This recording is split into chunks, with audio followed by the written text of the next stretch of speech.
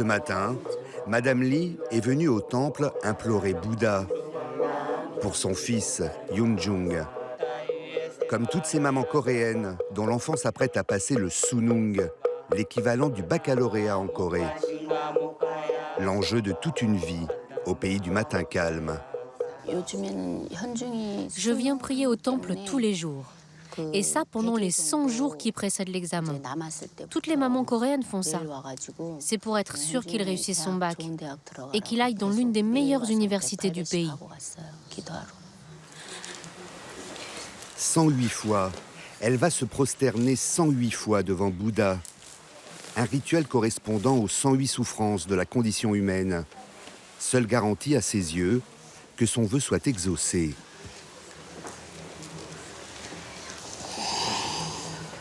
Pour que Bouddha donne un coup de pouce à son fils, Madame Lee a préparé une offrande. Yo-jung, maman prie pour toi, pour que tu décroches le jackpot au bac. J'ai mis 100 000 won dans l'enveloppe. L'équivalent de 75 €. Un petit sacrifice pour éviter un grand malheur.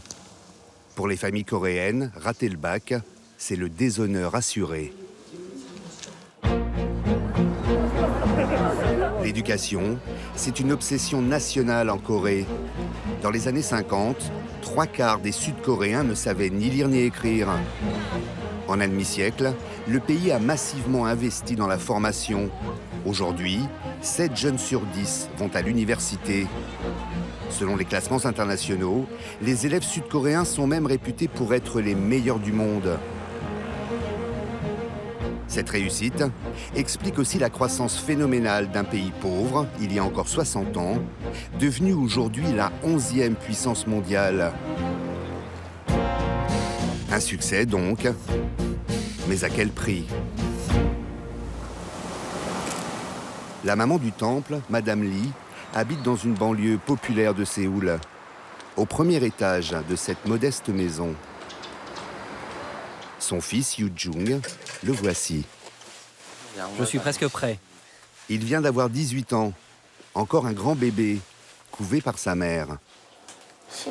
Allez, dépêche-toi. Yoon-jung est en terminale scientifique. Son frère et sa sœur aînée n'ont pas fait de grandes études. Tous les espoirs de sa maman reposent sur lui. Le papa travaille à 200 km de Séoul dans le bâtiment. Madame Lee est mère au foyer. C'est elle qui coach le petit dernier. À 3 jours de l'examen, sur le chemin du lycée, dernier petit coup de pression.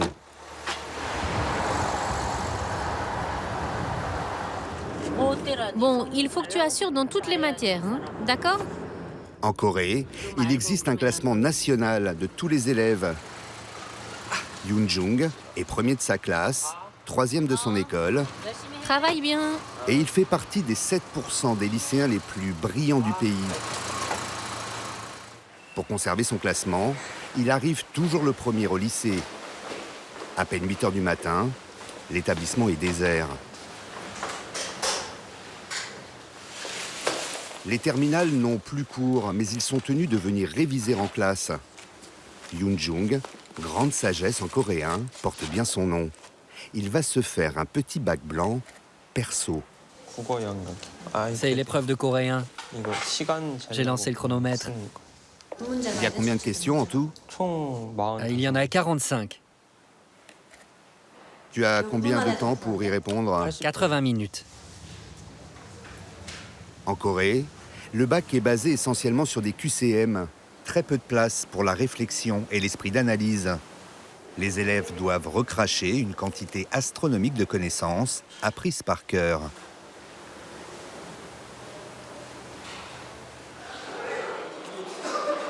Les autres élèves arrivent au compte-gouttes. Yoon-jung, lui, reste plongé dans ses révisions, imperturbable.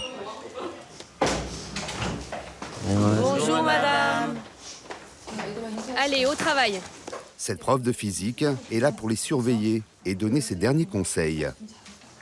Vérifiez bien tous les points qu'on a vus ensemble et faites de votre mieux. Les jeunes Coréens détiennent un record mondial, 15 heures de travail par jour en moyenne. La prof doit parfois les sortir du sommeil. Cette course à la performance, ils la subissent sans broncher. Dans un pays où l'on ne montre pas facilement ses émotions, Yoon-jung pourtant va nous faire quelques confidences à l'écart de ses camarades. Dans ma classe, la concurrence était féroce, surtout au premier semestre. Je me suis sérieusement engueulé avec plusieurs de mes copains. Et avec qui exactement? Avec ceux qui étaient classés 2e et 3e, juste derrière moi, ceux qui voulaient ma place. Yoon-jung n'est pas du tout branché foot. Il a plutôt la bosse des maths. Sa moyenne tourne autour de 18 sur 20. Son rêve, devenir ingénieur météorologiste. Dans sa chambre, pas de BD, que des livres scientifiques. Ce livre, par exemple, je l'ai lu quand j'ai commencé à me passionner pour les mathématiques au collège. Ce sont des maths appliquées à la finance. Et bien en évidence, son pense-bête, en forme d'avertissement. Depuis qu'il est au lycée, Yoon-jung dort à peine 5 heures par nuit. Tout cela pour réussir le Sunung. Plus que le bac en France, c'est comme un concours d'entrée dans les grandes écoles. Un mauvais classement au bac coréen égale mauvaise université. Si je rate mon Sunung et que je ne suis pas admis à l'université que j'ai choisie, je me sentirai coupable vis-à-vis de mon lycée. Je n'ai étudié que dans ce but-là. J'ai tout donné. Rien que pour ça, aller dans la meilleure des facs. Je m'en voudrais beaucoup si j'échoue. Son objectif, intégrer l'une des 3 plus prestigieuses universités du pays. Seoul University, Korea et Yonsei. Leurs initiales, portées sur le blouson des étudiants, S de Séoul, K de Korea et Y de Yonsei, forment le mot sky, le ciel en anglais, et font fantasmer tous les Coréens. Aller dans une sky, c'est la garantie d'avoir un bon métier, un bon salaire et même de faire un bon mariage. Mais seulement 2% des 640 000 candidats au bac accèdent chaque année à ces facs d'élite. En Corée du Sud, on ne rêve pas de décrocher la lune, on vise le ciel. Pour atteindre cet objectif, les Coréens se préparent très tôt, dès la primaire et le collège. Où sont les boulettes de riz? J'en ai pas. Ju-yeon, alias Jolie Perle, est en 5e. Elle n'a que 13 ans et déjà des journées marathon. Sa mère est haut fonctionnaire, son père professeur à l'université. Ils verraient bien leur fille unique travailler plus tard dans une grande organisation internationale. T'es fatiguée? Oui. Il faut que t'ailles à l'école. 8h20, la jeune fille retrouve ses copines. J'ai froid, j'ai les mains gelées. Direction le collège, à 10 minutes à pied de la maison. Ju-yeon va dans une école publique et gratuite, comme 80% des collégiens coréens. Allez, à tout à l'heure. Rendez-moi vos copies, s'il vous plaît. Cours de coréen, cours de maths et aussi cours d'anglais high-tech. My friend Vincent. Dear Diary, last month, a stranger came to town. Un enseignement classique de collège. Sauf qu'en Corée, dès la 5e, Ju-yeon a une matière qui n'est pas du tout au programme chez nous. Maintenant, on va parler de l'activité de production. Un cours d'économie. Aujourd'hui, les préceptes d'Adam Smith, le père du libéralisme. À apprendre par cœur. Allez, tous ensemble. Un chef de famille un peu avisé se donnera pour règle de ne jamais fabriquer chez lui ce qui lui coûtera moins cher d'acheter à l'extérieur. Ce qui apparaît élémentaire pour une famille peut très bien s'appliquer à la politique d'un grand pays. Et c'est ce qui permet d'augmenter les profits et de gagner plus d'argent. Les bases du capitalisme, inculquées dès l'âge de 13 ans, en mode bourrage de crâne. Pas sûr que Ju-yeon ait tout compris. C'est bon, tout est clair? Le cours est terminé. En guise de sonnerie pour la fin des cours, du Mozart.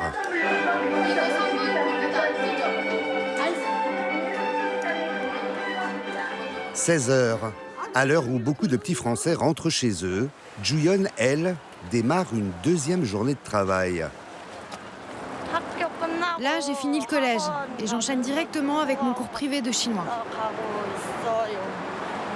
En Corée du Sud, après l'école, c'est encore l'école. Bonjour. Jolie Perle a rendez-vous avec son professeur particulier. Leçon de mandarin à 6 € de l'heure. On va lire ensemble. À quelle heure tu t'en dors? Ses parents l'ont inscrite ici depuis le CM2, histoire d'être en avance sur ses petits camarades quand elle commencera le chinois l'an prochain en 4e. Et là, tu vas où maintenant? À mon hagwon de mathématiques. C'est là-bas, au 2e étage. Les hagwon, c'est le nom de ces instituts privés qui font partie du quotidien de tous ces écoliers. Juyeon y va tous les soirs jusqu'à 19 h. Sciences physiques, dissertation, anglais, maths, des cours de soutien à effectif réduit pour obtenir de meilleures notes. Le hagwon de maths, Juyeon s'y rend 3 fois par semaine, à chaque fois pendant 2 heures. Comment fait-on pour calculer la surface totale de ce secteur angulaire? Pi, r au carré, multiplié par l'angle central, divisé par 360. Vous êtes censé savoir tout ça. Ce genre de questions, vous allez les retrouver un jour au bac. Ce problème complexe de géométrie, la collégienne ne l'a pas encore vu en classe. Dans les hagwon en général, on est toujours en avance sur le programme officiel. En France, après l'école, tu sais, les enfants de ton âge, ils ont du temps pour jouer. Ça te manque pas, toi? Si, un peu, mais bon, il faut que je maintienne mon niveau au collège. Et puis, de toute façon, j'aurai tout le temps de m'amuser quand je serai adulte. Dans la salle d'à côté, ce sont des petits bouts de choux qui planchent eux aussi sur des exercices de maths. La petite Ji-woo vient ici 3 soirs par semaine. C'est difficile? Très. Tu as quel âge? 9 ans. Tu aimes les maths?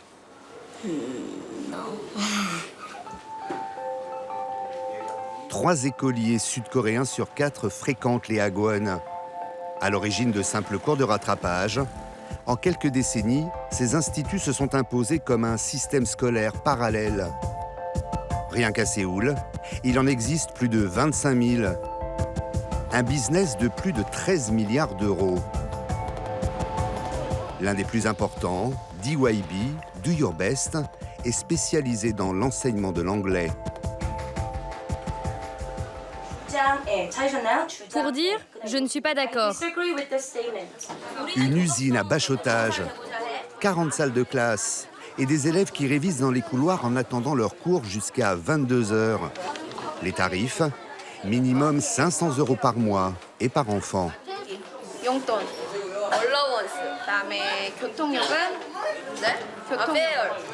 La plupart des professeurs sont anglo-saxons. C'est l'argent que vous devez. Les mieux payés touchent 48 000 € par an, presque 2 fois plus que dans le public. On travaille beaucoup à partir d'articles du magazine Time. Mes élèves font des dissertations sur des thèmes pointus, souvent liés à l'actualité internationale. Par exemple, les enfants, votre dernière disserte sur un article du Time, c'était quoi?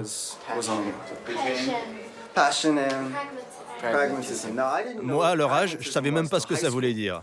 Et ils ont quel âge? 14 ans. Cette boîte à bac a été créée par Monsieur Song, un ancien prof d'anglais. Il a commencé en 1993 avec 4 élèves. Aujourd'hui, il en a 20 000, 19 centres dans tout le pays, et il compte s'exporter au Vietnam et en Chine.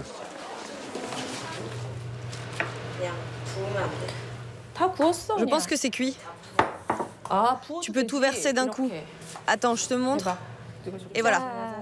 Juyin, la maman de Jolie Perle, elle dépense près de 1 000 € par mois dans les cours du soir, soit 10% du budget familial.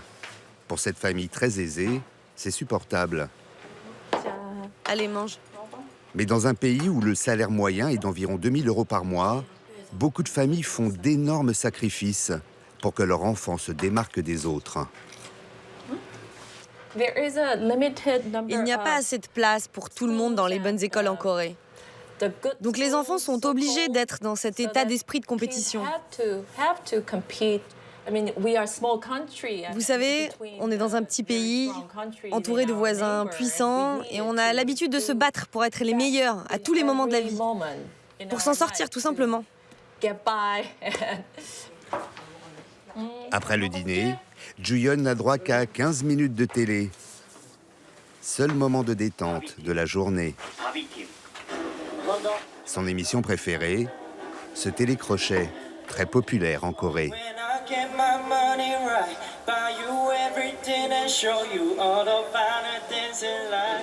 Mais déjà, il faut repartir. Pas dans un wagon, mais c'est tout comme. Il est 20h20, ramassage scolaire. Un grand classique le soir dans les rues de Séoul. Bonsoir, monsieur.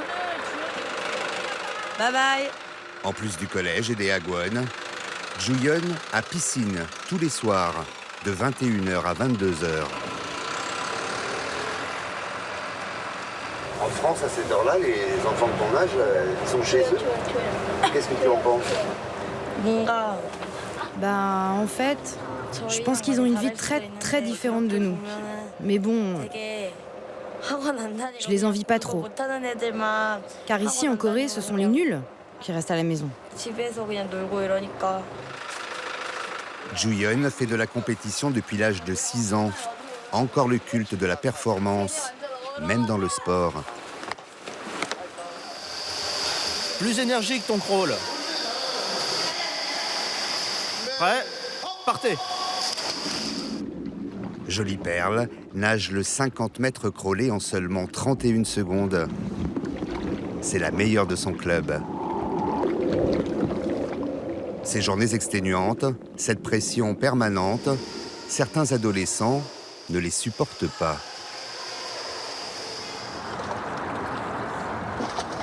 La Corée du Sud détient le taux de suicide le plus élevé au monde, 2,5 fois supérieur aux autres pays développés. C'est la première cause de décès chez les adolescents. À Séoul, l'immense pont Mapo a une triste réputation. C'est ici que les jeunes les plus fragiles viennent commettre l'irréparable. L'agent Park, 26 ans, appartient à la brigade affectée à la surveillance de l'édifice. Ça, c'est un téléphone d'appel d'urgence. SOS avec des conseillers au bout du fil. L'expérience nous a montré que cela incitait les gens à s'en servir, plutôt que de sauter dans le fleuve. Pour dissuader les candidats au suicide, la ville de Séoul a installé cette statue. Un père assis sur un banc, réconfortant son fils. Et une compagnie d'assurance a fait rajouter sur la rambarde des messages de prévention, parfois très poétiques. Ils s'illuminent quand on passe devant. On peut y lire, par exemple... Résiste au vent, toi aussi. Comme le camélia rouge, tu vas éclore un jour. L'été dernier, l'agent Park a sauvé 5 adolescents sur le pont Mapo, dont une jeune fille de 19 ans. C'est à peu près ici que ça s'est passé. À notre arrivée, la jeune fille avait enjambé la rambarde. Et elle pleurait, en tenant le parapet d'une seule main. J'ai pu l'encercler par la taille, tandis que mon lieutenant, il lui immobilisait les épaules, pour éviter qu'elle saute. Voilà, il y a quelqu'un là-bas, près de la rambarde. Il faut que j'y aille. L'agent Park vient de repérer un homme qui titube au loin. Un adolescent. Vous avez bu, monsieur? Foutez-moi la paix. Laissez-moi tranquille. Je peux vous appeler quelqu'un si vous allez mal. Vous avez bu, visiblement, non? Soyez raisonnable. Discutons ensemble. Bon, je vous appelle quelqu'un. Vous n'avez qu'à vous reposer là en attendant, d'accord? Je voudrais du renfort sur le pont Mapo, direction sud-nord. Message reçu. État d'ébriété, tentation suicidaire ou les deux. À 2 jours de l'épreuve du bac, dans le doute, l'agent Park préfère ne prendre aucun risque. Ses collègues rappliquent en 3 minutes. Au total, 50 policiers patrouillent jour et nuit sur le pont Mapo. Essayez de lui parler, moi je le trouve à cran là. Monsieur, vous ne pouvez pas rester ici en étant ivre. On va vous raccompagner jusqu'à la sortie du pont. L'adolescent est pris en charge. Il sera finalement ramené chez lui, en toute sécurité. Allez, bon courage. C'est le jour du bac en Corée. Toujours le 2e jeudi du mois de novembre. Dès 6 h du matin dans Séoul, 1000 policiers sont sur les dents. Vous vous rappelez qu'aujourd'hui, les portes des centres d'examen ferment à 8h10. Après, plus aucun élève ne pourra rentrer. Il faut fluidifier le trafic, priorité absolue aux candidats au bac. La police joue même les mototaxis pour les retardataires. Vous allez où? Allez au lycée Samsung. On l'emmène. Vite, foncez.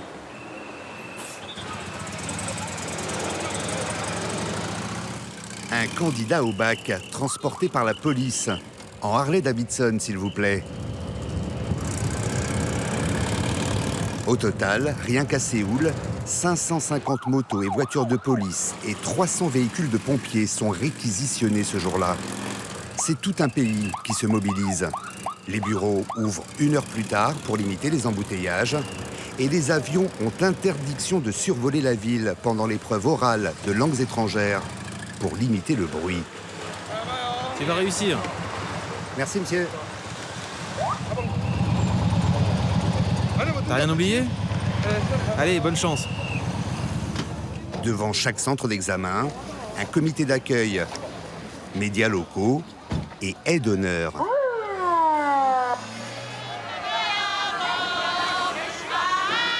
Les élèves de seconde et de première viennent encourager leurs aînés. C'est un devoir en Corée. Sur les pancartes, des slogans pour les motiver.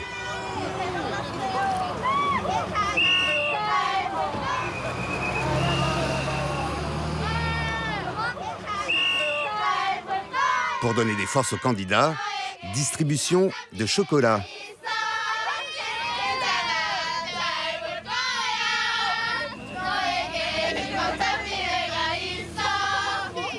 Toutes les épreuves du Sunung sont concentrées sur un seul jour. 9 heures d'examen. Madame Lee, la maman du fort en maths, a passé la journée à ruminer. Elle est retournée prier au temple. L'avenir de son fils se joue aujourd'hui. J'en ai pas dormi de la nuit. Je me suis réveillée toutes les 10 minutes. J'ai quasiment passé une nuit blanche. Madame Lee vient chercher Yoon Jung au centre d'examen. Certains parents ont passé la journée dans leur voiture à poireauter devant le lycée.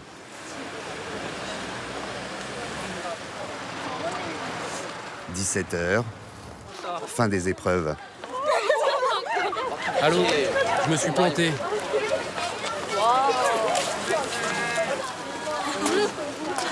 Je suis explosée. Bravo, bravo ma chérie. Je parie que mon fils sortira en dernier. Ah, je le vois.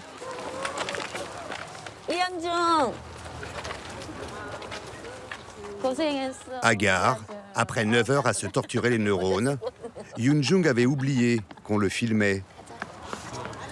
Ça s'est passé comment? Moyen, moyen. Ah bon? Moyen? Bon, allez, on y va. C'est enfin terminé. Yoon Jung a eu ses résultats 3 semaines plus tard. Il a décroché son bac. Mais son classement ne lui permet pas d'accéder aux 3 meilleures universités. Déçu, il a refusé de nous dire ses notes. Question d'honneur en Corée.